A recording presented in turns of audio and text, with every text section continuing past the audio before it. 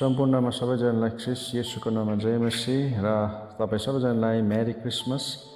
आजको अनलाइन फेलोसिपमा सबैजनालाई स्वागत गर्न चाहन्छु र विशेष त आज परमेश्वरको जीवित वचन लिएर आउनुहुने हाम्रो अति आदरणीय रानु सरलाई विशेष गरिकन स्वागत गर्न चाहन्छौँ र उहाँको अति व्यस्तताको समयमा पनि उहाँले हाम्रो निम्ति यसरी समय उहाँले निकालिदिनु भयो। उहाँलाई हृदयको अन्तस्करणबाट म धन्यवाद दिन चाहन्छु र विशेष गरिकन हामी उहाँको मिनिस्ट्रीको निम्ति र उहाँको परिवारको निम्ति र उहाँको सबै क्षेत्रको निम्ति हामी विशेष प्रार्थना गरिदिनेछौँ।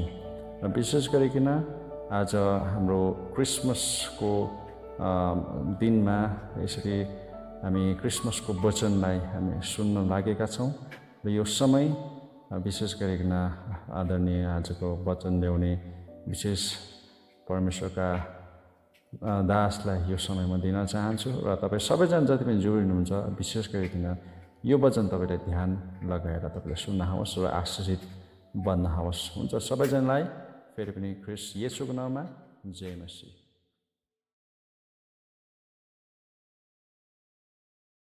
मसी सलोम, जय मसी and merry Christmas to one and all. सबैलाई बडा दिनको हार्दिक शुभकामना व्यक्त गर्न चाहन्छु। सर्वप्रथम म मेरो मुक्तिदाता र उद्धारकर्ता प्रभु यीशु ख्रिस्टलाई धन्यवाद चढाउँदछु जसले मलाई यो विशेष समय दिनुभयो। अनि दोस्रोमा चाहिँ हाम्रो अति नै प्रिय भाइ मिशेललाई म मेरो आन्तरिक हृदयबाट नै मुरी धन्यवाद ज्ञापन गर्न चाहन्छु जसले यो सुन्दर अनि सुनौलो मौका बाबुहरूको माझ परमेश्वरको वचनबाट केही आशिषहरू बाँडचुँड गर्नको लागि मलाई यो विशेष क्रिसमस एपिसोडको शुभ अवसर प्रदान गर्नुभयो। क्रिसमस साधारण भाषामा प्रभु यीशु ख्रिस्टको जन्मदिवसको सत्य घटना अथवा ईश्वरले देह धारण गरी मानव रूपमा आउनुभएको अद्भुत र असाधारण ऐतिहासिक घटना जो बाइबलको नयाँ नियमको पुस्तक यूहन्ना 1:1 अनुसार र 1:14 पदमा बताएको छ भने पुरानो नियम ओल्ड टेस्टामेन्टको धेरै पुस्तकहरू जो करिब 700-800 वर्ष अगाडि विभिन्न भविष्यवक्ता यशाया, मिका, होसे इत्यादिद्वारा यशाया 7:14, मिका 5:2, होसे 11:1 अगमबानी स्वरूप लेखिएका थिए भने बाइबलको पहिलो पुस्तक उत्पत्ति 3:15 पद लगायत अन्य किताबहरूमा पनि उल्लेखित गरिएको पाइन्छ। क्रिसमसको सन्देशलाई अति नै सरल रूपमा तर प्रभावशाली रूपमा व्यक्त गर्ने महान बाइबलविद C.S. लिविसको हृदयस्पर्शी कोटलाई उल्लेख नगरी सक्दिनँ। अङ्ग्रेजीमा छ, the son of God became a man to enable men become sons of God। परमेश्वरको पुत्र मानिस बन्न भयो ताकि मानव जातिलाई परमेश्वरको सन्तान तुल्याउनलाई। यूहन्ना 1:12बाट उद्धृत र प्रेरित वाक्य जसले क्रिसमसलाई सही तरिकाले चरितार्थ गर्दछ। क्रिसमस सेलिब्रेसन विषय लिएर एउटा अनौठो कुरा हालचालमा सामाजिक सञ्जाल र सार्वजनिक स्थानहरूमा पनि उठेका विषय चाहिँ अइसाई मित्रहरूभन्दा पनि ज्यादा चाहिँ इसाई समाजभित्र नै धेरै द्वन्द्व र वाद विवादको चर्को आवाजहरू निक्लिराखेको परिवेशमा म चाहिँ व्यक्तिगत तौरमा क्रिसमसको एउटा यस्तो विशेष चर्चा र परिचर्चाको केन्द्रबिन्दु बनोस् भनी मेरो प्रार्थना साथै ध्यान आकर्षण गर्न चाहन्छु र आशा पनि गर्दछु कि दुवै पक्ष जसले क्रिसमस किन मनाउनु या अर्को पक्ष जो क्रिसमस मनाउनु पर्छ भन्ने दुवै एकमत हुन सक्ने विषयवस्तु ठान्दछु।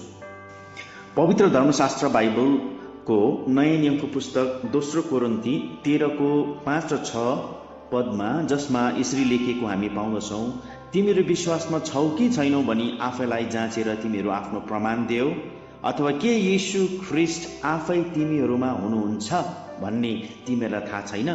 तिमीहरू जाँचमा पतित भयो भने मात्र, तर म आशा गर्दछु कि हामी पतित भएका छैनौँ भनी तिमीहरूले थाहा पाउनेछौ। यी पदहरूले हामीलाई झकझकाउँदछ र सावधान पनि गराउँदछ। Christmas in you or Christ in you, यीशु ख्रिस्ट तिमीहरूमा, यो चाहिँ अति नै मुख्य कुरा छ। It's very important. And it is not only during Christmas time or season, but in season or out of season, है यो यीशु ख्रिस्ट चाहिँ तपाईँ म भित्र चाहिँ यो सिजनमा मात्रै होइन तर हरेक समयमा है छ कि छैन भनेर जाँच भनेको वचनले यो भनेको पाउँछौँ। त्यसै कारणले गर्दा प्रत्येक दिन है every day Christmas is very important है। प्रत्येक दिन चाहिँ हाम्रो लागि क्रिसमस हुनु अति नै आवश्यक छ। कारण हामी आफैलाई एउटा क्रिस्चियन या विश्वासीको रूपमा परिचय दिन्छौँ भने एउटा $1 मिलियन क्वेसन चाहिँ के छ भने या भनौँ सान्दर्भिक प्रश्न चाहिँ के हुन्छ भने के त्यो 2000 वर्ष अघि बेथलेहेमको डुँडमा जन्मिएको मुक्तिदाताले हाम्रो गोठरूपी हृदयमा गर्भधारण गरेर जन्मेर हुर्किँदैछ कि छैन। दोस्रो कोरिन्थी 13:5ले प्रामाणिक तौरमा आफै जाँची पत्तो लगाउने हुकुम पो गरेको पाउँदछौँ है। कडा शब्दमा अङ्ग्रेजीमा लेखिएको छ है unless of course you fail the test है। र यदि तिमीले टेस्टलाई है फेल गर्दैनौ भनेदेखि है या त यीशु ख्रीष्ट तिमीहरूमा छ कि छैन है। र यो टेस्ट भन्दै गर्दा है हाम्रो साइन्स प्र्याक्टिकलमा हामीले हाम्रो शिक्षा लिने क्रममा हाम्रो स्कुले जीवनमा है हामीले यो टेस्टहरू गर्ने गर्थ्यौँ। अनि हामीलाई साधारण टेस्टहरूमा हामीलाई थाहा छ है यो कार्बोहाइड्रेट्स अर्थात् स्टार्च एउटा खानामा स्टार्च छ कि छैन भन्ने टेस्ट गर्दा आयोडिन सल्युसन लगाएर त्यहाँनिर जाँच गर्दाखेरि है त्यसको कलर चेन्ज भएर ब्लू ब्ल्याक है डार्क ब्लू ब्ल्याक या पर्पल कलर आउँदाखेरि चाहिँ पोजिटिभ रिजल्ट आयो भनेर कन्फर्म हुन्छ। अनि त्यसले चाहिँ बताउँछ कि there is the presence of starch in the food particles है भनेर। र त्यसरी नै आज यो वचनले पनि हामीलाई जाँचेर पत्ता लगाऊ कि ख्रिस्ट तिमीहरूमा छ कि छैन भन्ने कुराहरू त्यहाँनिर बताएको हामी पाउँछौँ। यसैले क्रिसमस इन यू अर्थात् ख्रिस्ट हामीमा चाहिँ अति नै प्राथमिकता म दिन रुचाउँछु वचनको आधारमा। र बाहिरी प्रकटीकरण जो देखिने अनि पालन गरिने परम्परागत विभिन्न अभिव्यक्तिहरू अन्तर्गत रहेको यो क्रिसमसको कतिपय लाइट्स एन्ड डेकोरेसन्सका कुराहरू, क्रिसमस ट्री है, टोयज, मनोरञ्जनात्मक आकर्षक कार्यक्रमहरू, गान भजन है, भोज भतिया, उपहार साटासाट इत्यादि त्यस महान हर्ष र आनन्दको एउटा लिमिटेड एक्सप्रेसन या बाहिरी है प्रकटीकरण मात्र त हो। As they say Christ is the reason of this season, so he must be the focal point of our celebration है। र यो सिजनको है मुख्य कारण चाहिँ ख्रिस्ट नै हुनुहुन्छ र उहाँ नै केन्द्रबिन्दु हुनु अति नै हाम्रो जरुरी छ है। र फर्स्ट क्रिसमसलाई विचार गर्दा लुका 2:15-20 पदसम्म पाइन्छ। जब स्वर्गदूतबाट मुक्तिदाताको जन्मबारे गोठालाहरूले खबर पाए, उनीहरू बडो आतुरीसित गएर दर्शन गरे र जुन कुराहरू मुक्तिदाताको विषयमा बताएको थियो ती सबैलाई प्रकट गरिदिएका थिए र परमेश्वरको महिमा र स्तुति गर्दै गोठालाहरू फर्केका थिए। र आज यो अति नै खुसी र आशिषित कुरा सिक्किमभरि नै यस ऐतिहासिक अद्भुत घटना जो सम्पूर्ण मानव जातिलाई पापबाट उद्धार र छुटकाराको निम्ति परमेश्वरको आदिकाल है अहिलेदेखि होइन पूर्व कालदेखि नै को योजना प्रकट भएको र पूरा भएको सत्यता र महान योजनालाई सारा संसारलाई साक्षीको रूपमा प्रचार प्रसार गरी प्रस्तुत गराउनको निम्ति विश्वव्यापी मण्डलीहरूसँग मिली हामी हिमालय राज्य सिक्किमेली मण्डलीहरूले पनि लिएको प्री क्रिसमस सेलिब्रेसन प्रोग्राम्स कम गस्पल प्रोग्राम्सको लहर श्रृङ्खलाबद्ध तरिकाले यो डिसेम्बर महिनाको सुरुदेखि क्रिसमस पश्चात पनि है निरन्तर रूपमा जग्गा जग्गा विभिन्न इकाइ मण्डली र विभिन्न झुण्डहरूबाट भएको देख्दा है अति नै हर्ष लाग्छ। जस अन्तर्गत हामी एउटा सानो झुण्ड है अनलाइन मिसन प्रेयर फेलोसिप मार्फत पनि करिब 4 जग्गा रागदुन तिनतेक, लाङ्गाङ गेजिङ, रोबोङ वक, कोप्चे रिनक जस्ता ठाउँहरूमा सुसमाचार्य कार्यक्रम स्थानीय मण्डलीहरूसँग मिलेर आयोजना गर्न सक्षम बन्न सकेको देख्दा साँच्चै नै यो बडा आनन्दको खबर मुक्तिदाता निश्चय नै हरेकको हृदयमा जन्मिएको रमाहटलाई सबै कहाँ बाँड्ने र यो सुसमाचार पुर्याउने कार्य प्रशंसनीय रहेको छ। यो बिब्लिकल म्यान्डेट है यो ग्रेटेस्ट कमिसन या त महान आज्ञा पूरा गर्ने ठुलो औजार र सुनौलो अवसर यो क्रिसमस सिजन बनिरहेकोले गर्दा यी भन्दा बाइबलीय र धर्मशास्त्र केन्द्रित कार्यहरू अरू के नै पो हुन सक्छ र सायद यसमा त कुनै दुई मत हुनु नपर्ने हो। तर अझै पनि यस विषयमा टिका टिप्पणी गर्नेहरूको निम्ति चाहिँ म एउटा wisdom complement faith podcast pastor Methuselah र एल्डर प्रजय राई बिचको अन्तर्वार्तालाई सुन्ने अनुरोध गर्न चाहन्छु र रेकमेन्ड पनि गर्न चाहन्छु, कारण यस विषयमा एकदमै ठोस स्पष्टीकरण दिँदै विस्तृत रूपमा बताएको छ र म आशा गर्छु यस प्रसारण हेरे पश्चात चाहिँ उनीहरू सायद विरोध चाहिँ गर्न छोड्छन् होला जस्तो लागेको छ। हाइली रिकमेन्ड द्याट है। र क्रिसमसमा पनि हामी एकअर्कालाई कतिपय परिवारजनलाई या विशेष व्यक्तिहरूलाई पनि है हामी गिफ्टहरू दिने लिने है चलन हामी पाउँदछौँ। र एउटा रिल है सर्ट भिडियोले मेरो मन छुयो, जसमा एउटा प्रश्न गरिएको थियो र व्याख्या पनि गरिएको थियो। प्रश्न थियो, what is the best present that you have ever received है। तिमीले अहिलेसम्म पाएको सबैभन्दा उत्तम उपहार चाहिँ के थियो है। र धेरैको लागि महँगो उपहार हुनसक्छ, जस्तै सुनको औँठी, नेक्लेस है, डायमन्ड रिङ है, नेक्लेस, आइफोन इभन है। यस कुरा सबै एकमत हुन सक्छन् होला कि सर्वोत्तम उपहारमा हुनुपर्ने महत्त्वपूर्ण 3 तत्त्वहरू चाहिँ अनिवार्य रूपमा हुनुपर्छ, जसले गर्दा त्यो सर्वोत्तम मानिन सक्छन् है। जस्तै पहिलो महँगो हुनु पर्यो हैन, महँगो हुनु पर्यो। दोस्रो चाहिँ एउटा स्पेशल व्यक्तिले दिएको हुनु पर्यो है, मुख्य व्यक्तिले, प्रमुख व्यक्तिले तपाईँलाई दिएको छ है। र अर्को चाहिँ त्यो चाहिँ तपाईँको एकदम रियल निड है, जुन कुराको तपाईँलाई साह्रै खाँचो अर्थात् दरकार थियो है, त्यही कुरो जब पाउनुहुन्छ भने त्यो चाहिँ तपाईँको लागि सबैभन्दा सर्वोत्तम तपाईँको गिफ्ट हुनसक्छ है।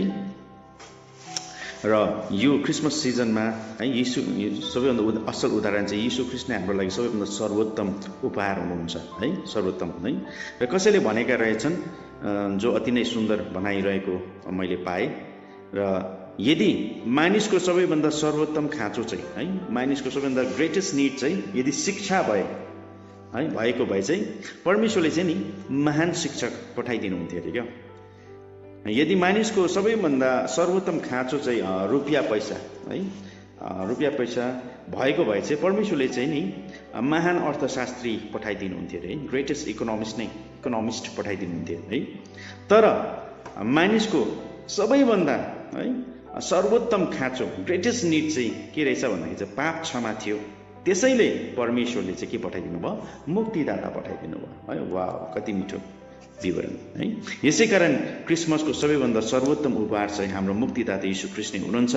परमेश्वरलाई नै प्रशंसा र धन्यवाद होस्, कारण मत्ती 1:21 फेरि उद्धृत गर्न चाहन्छु, यीशुको नाउँको अर्थ नै पापबाट उद्धार गर्ने हो है। साँच्चै नै यो Christmas is all about a God who loves us so much है।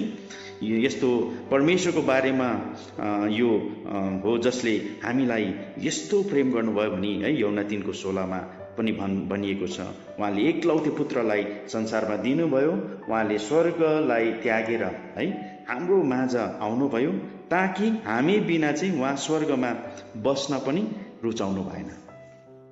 त्यस्तो अद्भुत प्रेम उहाँले हामीलाई गर्नुभयो है। यदि मेरो कुनै असल कार्य छ भने है, परमेश्वरले दिने मुक्तिमा एक थोपा पनि थप्न सकिँदैन है। न त मेरो खराब कार्य जो अनगणित छन् है, अनगन्ती छन् है, जसले मेरो उद्धारलाई घटाउन नै सक्दैन है, न त घटाउन सक्छ। म कहिले पनि धेरै या कम्ती बचाएको छुइनँ जुन समय मैले पहिलोचोटि मेरो हृदयमा येशूलाई ग्रहण गरेँ, कारण मेरो उद्धार ममा निर्भर नभएर केवल अनि केवल ख्रीष्टको क्रुसमा गरिएको सिद्ध कार्यमाथि सम्पूर्ण रूपमा निर्भर छ। तर धेरैचोटि है सन्तुलित शिक्षा र सही व्याख्याको अभावको कारण परमेश्वरलाई हाम्रो पाप क्षमाको कर्ताको रूपमा मात्र लिएर है, एज फर्गिभर ओन्ली है, लाइटली घरिघरि एउटै पापलाई दोहोऱ्याउँदै बारम्बार पश्चाताप गरिरहने बुझाइदेखि अब चाहिँ यो क्रिसमसमा प्रभु यीशु ख्रीष्टलाई साँचो उद्धारकर्ता अर्थात् सेभियरको रूपमा है, मुक्तिदाताको रूपमा मत्ती 1:21 अनुसार यीशु ख्रीष्टको नाउँको अर्थ नै पापबाट उद्धार गर्ने व्यक्तिको रूपमा परिचित हुन पर्ने खाँचो देख्दछौँ। जुन कुरा विगत हप्ता मात्र हाम्रो छमायल तादोङ सङ्गतिको कुशल वक्ता श्री रूपेश प्रधान सरले चुनौतीपूर्ण वचनद्वारा हामीलाई यही कुरा विषय अवगत गराइराखेका थिए अनि थप उदाहरणद्वारा स्पष्ट गर्ने चेष्टा गरेका थिए। उहाँले हामीलाई हामी मानिस जातिको मानिस जाति चाहिँ पापको खाडलमा फँसेको अवस्था र उहाँ हाम्रो उद्धारकर्ता भएर है हात दिएर वा डोरी दिएर वा अरू कुनै साधन पठाएर होइन है, तर स्वयं आफै यस खाडलमा तल झरेर आफू अझ तल पसेर मानिसलाई उचालेर उद्धार गर्नुभयो भनी फिलिपी 2:6-11 पदहरू अनुसार कमाराको रूपमा आफूलाई रित्याइकन मानिसहरूको समानतामा आउनुभयो र मृत्युसम्मै आफूलाई होच्याउनु भएर यसले प्रेरित है 4:12 पद अनुसार औ न त अरू कसैबाट मुक्ति छ, किनकि स्वर्गमुनि मानिसहरूमा अर्को कुनै नाउँ दिएको छैन जसबाट हामीले उद्धार पाउन सक्छौँ। यीशु ख्रीष्ट नै हाम्रो है उद्धारको कर्ता उहाँ नै हुनुहुन्छ है। र बाइबलमा यीशु ख्रीष्टको जन्मेको शुभ खबर है गोठालाहरूले पहिलोचोटि पाए भने दोस्रोचोटि करिब 2 सालभित्र ज्ञानी ज्योतिषीहरूले पनि प्राप्त गरे। तर वचनमा निहालेर हेर्दा बालक यीशुको जन्मको सन्देश सर्वप्रथम चाहिँ माता मरियम कहाँ आउँदा उनको निम्ति त्यो शुभ समाचार चाहिँ शुभ नभएर घबराहटले भरिएको र जोखिमपूर्ण पनि थियो। तर जब स्वर्गदूतले प्रभु यीशुको विवरण दिए पश्चात निसङ्कोच रूपमा लुका 1:38 है मलाई त तपाईँको वचन अनुसार होस् भने तब हाम्रो उद्धारको कार्य है पुरा हुन सकेको छ है। तब मात्र जब उहाँले भन्यो है मलाई तपाईँको वचन अनुसार होस् भनेर है माता मरियमले भने है सारा संसारमा ज्योतिको उदय र अनन्त जीवनको आगमनको निम्ति कसैले है यहाँनिर अर्थात् संसारिक आमा यीशुको संसारिक आमा मरियमले मूल्य र जोखिम लिएका थिए र परमेश्वरको वचन अनुसार हुन समर्पणता देखाए। जस्तो हामी पनि है अरू मानिसहरूका जीवनमा हाम्रो समाजमा राज्य देशमा आशिष पुर्याउनको निम्ति परमेश्वरको आवाज सुनेर पालन गर्ने बन्न सकौँ है। यो क्रिसमसमा हामी यो पनि प्रण गरौँ है।